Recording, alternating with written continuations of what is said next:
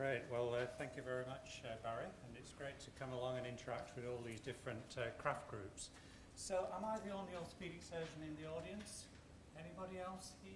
Oh, very good, Raf. I thought you might be here. I've been an orthopaedic surgeon at Frankston for 27 years. I've always appreciated the need to collect data to effect change and the important role that VASM plays. So about 2 years ago, the opportunity arose to become the AOA rep on VASM, and then subsequently the VASM rep on the Executive Committee on the Victorian Regional Branch of the AOA. So I would like to pay tribute to the work done in establishing VASM by Colin Russell. Are you here today, Colin? No? He was my director of surgery at Frankston for many years. I worked closely with him. Many of you probably know Colin. I've known him for many years, but I can't claim to have known him when he had hair.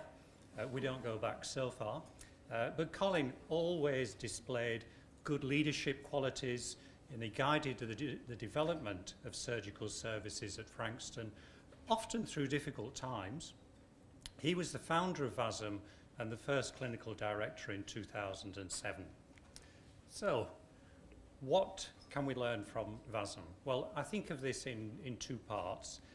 We have a lot of information here, generously donated by our colleagues who take the trouble to fill in the surgical case forms, so we can present a picture of what's happening overall. Orthopods love numbers, so collecting numbers and analysing the data connects with us. But also, each case is a case report in itself, so we can look at themes which arise from this. So we've got quantitative and qualitative data.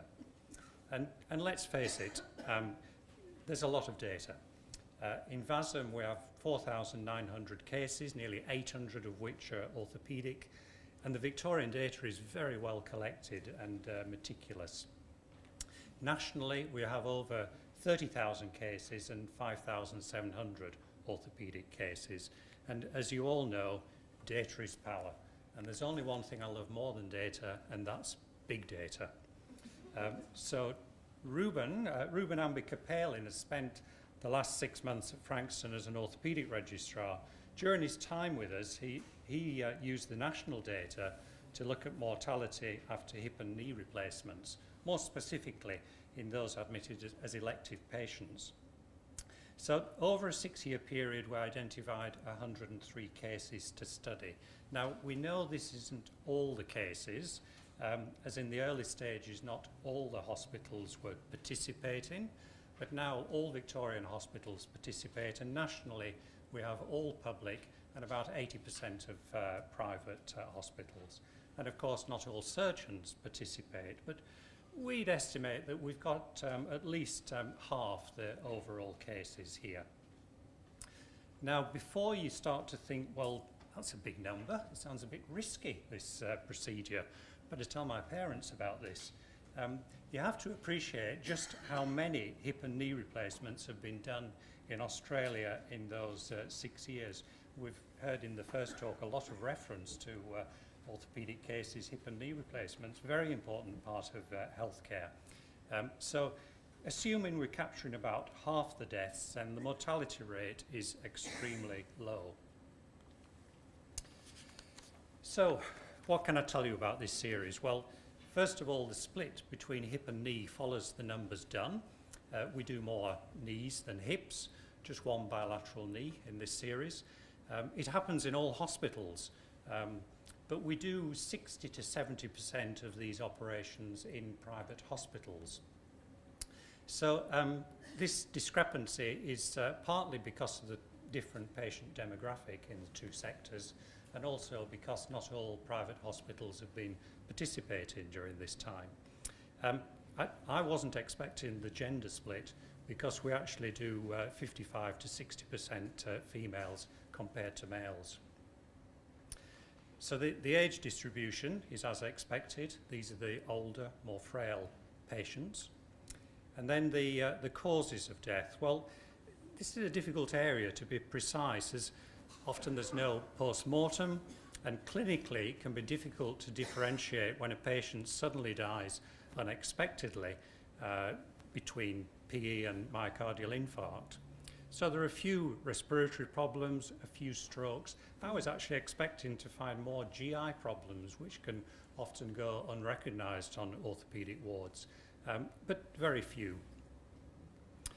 And when did the event occur? Well, not all of these are early, and often patients have a protracted course. They stay in hospital as they're ill and they succumb at a later stage.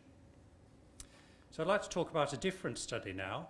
We took a snapshot of deaths in Victorian hospitals under orthopaedic surgeons during 2014. So we have all hospitals participating, and we know there's about an 86% agreement between what VASM is finding and those recorded on the VAED, the Victorian Admitted Episode Database. I took this data about July last year, so there were still a few pending, but we've got good data on 209 cases. Well, as you'd expect in orthopaedics, a lot of these are elderly, frail patients admitted with neck of femur fractures, but not all. 8 of these were elective patients with osteoarthritis who came in to get their hip and knee replacements done. A fair proportion of infections, both periprosthetic and in native joints.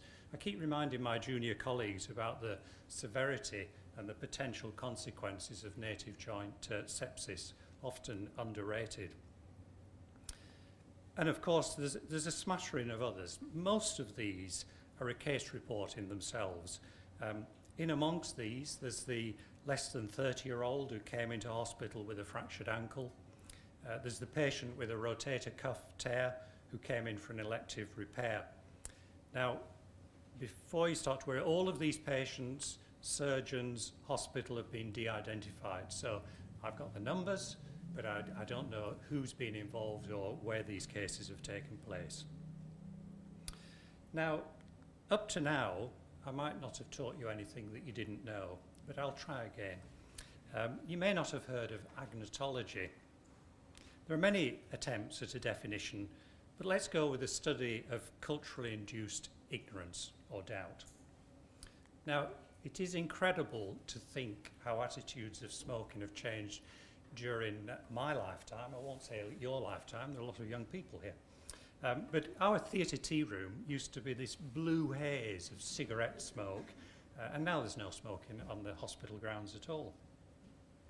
So in 1969, there's a now famous secret document which went from one of the PR firms to the big tobacco companies saying, "Doubt is our product." And it was Robert Proctor who in 1995 coined the word agonistology. Having written about it and studied this field for 10 years, he realized that the tobacco companies were quite smart. They didn't tackle the overwhelming data that smoking was harmful head on, but they just put out more information to spread doubt and confusion. So a good example of agonistology for this audience are the anti-vaccinators who spread this message of doubt and confusion. And it's a shame that the media continue to give them some credibility and allow them a platform to put the views forward. Now, many, although not all in this audience, might feel that climate change skeptics are another example of agonistology. I'd like to give you a third example which has thrived in orthopaedic circles, and that's the VTE prophylaxis skeptics. So we all know that the NHMRC clinical practice guidelines published in 2009, this recommended chemical VTE prophylaxis for all routine hip and knee replacements, continuing for 28 days for hips, 14 days for knees.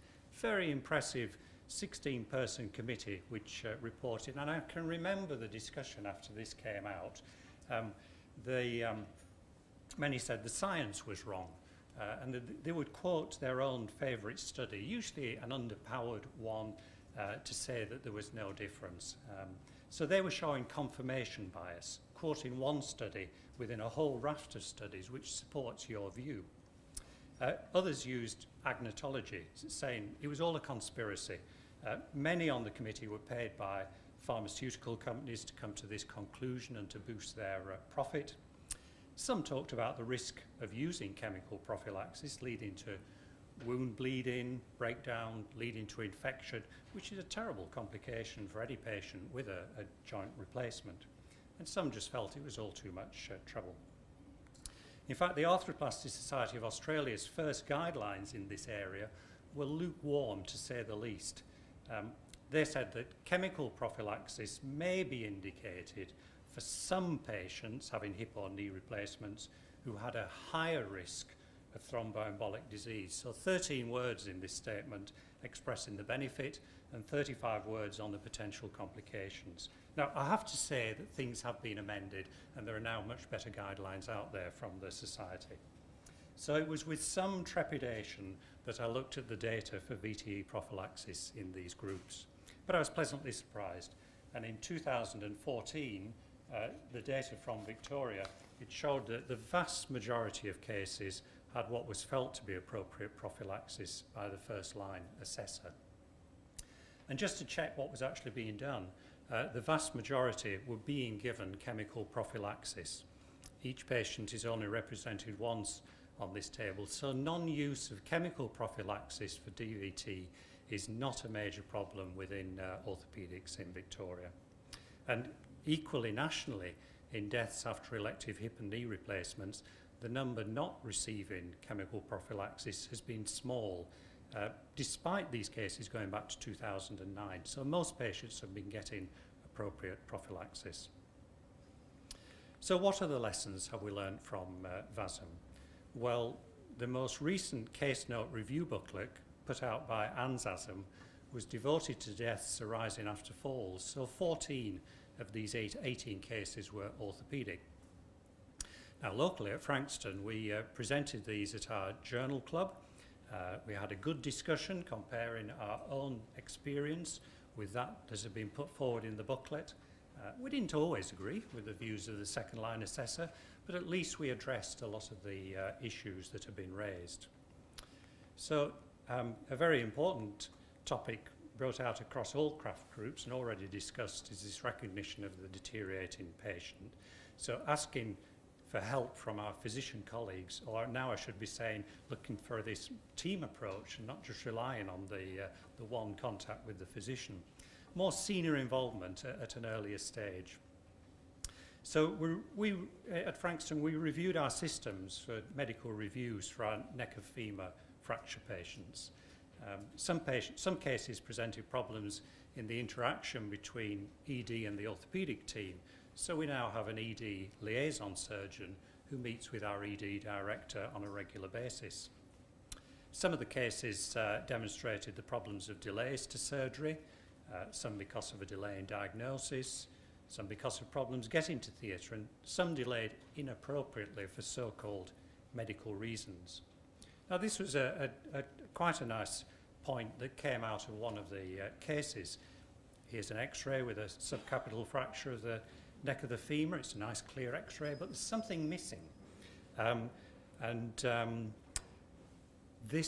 like this as a much better X-ray because it's got a calibration disc.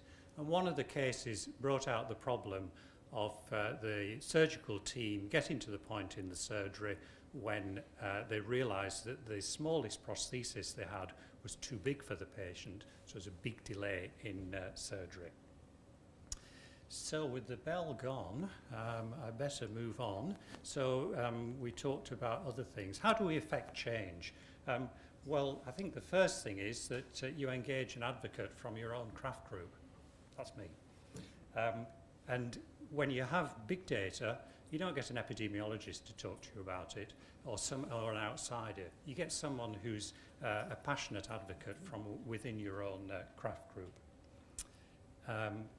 I've had good support from our leadership and communication as well. So our AOA newsletter is the thing that's read most of all by orthopaedic surgeons in Victoria. So I'm engaged with the chairman who controls the newsletter so we can put out things into that newsletter. And We've also engaged with VASM so that VASM listens to us, so that we come along with a suggestion and they make changes, so then we are more engaged. So where do we go from here? Well, I think that the real challenge is getting this data out there and then measuring the outcomes. So are we actually changing surgeons' perspectives on these things? I'm not just talking about participation, but actually engaging with the data and using the data to effect change. So we've come a long way, we've learnt a lot, but we still have this opportunity to improve things more and more. Thank you very much.